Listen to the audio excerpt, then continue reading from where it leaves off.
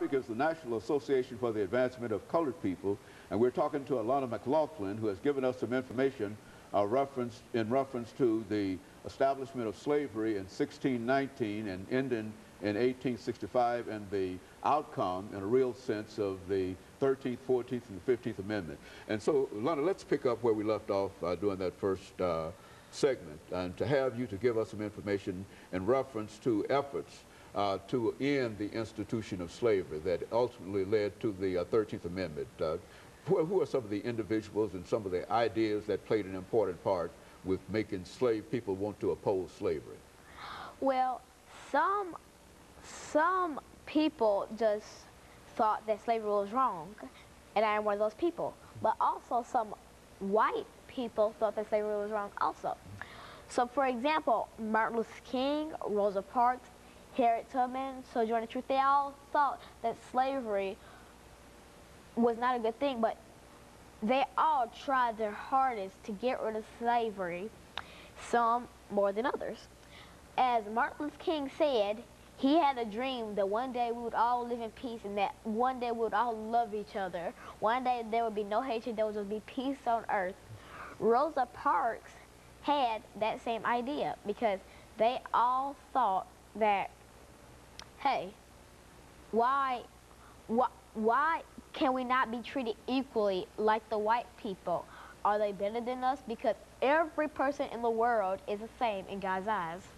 Okay, and so there's a real need and a real sense among all people to end the institution of slavery, and that was done by the 13th Amendment to the Constitution. I think that at one time, when we talked about some of these terrorist organizations, one of the groups that you talked about had to do with the birth of the nation. Why don't you give us some information in reference to the birth of the nation and how that fitted into slavery and et cetera? Well, some terrorist groups, they all started because there was this movie, The Birth of a Nation, and it talks about how they treated black people unfairly, and they thought that it would just be, you know, a good idea to just treat them like they're nothing. And The Birth of a Nation really started the chaos back, because when it kind of simmered down, when that movie came out, everybody just rose up, and we were all, the black people were all, well, that's unfair because we can be treated equally because slavery is abolished. And then on the white side, they were like, you are nothing, you mean nothing to us. So The Birth of a Nation really started chaos in basically Mississippi to everywhere. And so, what about this? The Birth of a Nation, as I understand it, was a movie. As a matter of fact, it was a movie, and it dealt with a specific organization. So what organization did this Birth of a Nation deal with? Well, the movie, it started the 3rd Ku Klux Klan, and it started them up because it reminded them that the former Ku Klux Klaners said that they are going to push black people back into slavery, and they are going to work till they die to make sure that black people do not have the same rights as whites.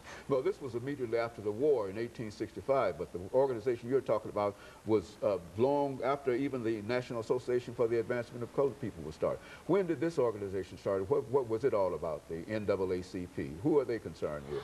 Well, the NAACP, also known as the National Association for the Advancement of Colored People, started in 1909, and it started out with only 32 people, and they would meet in Maryland, Baltimore, where they would discuss all the issues of black people not having their own rights, and they have to be segregated, and they have to drink over here or eat over here or get shoes at this place, and they weren't treated like the white people were treated, because back then white people were like magic. They were given all the best things.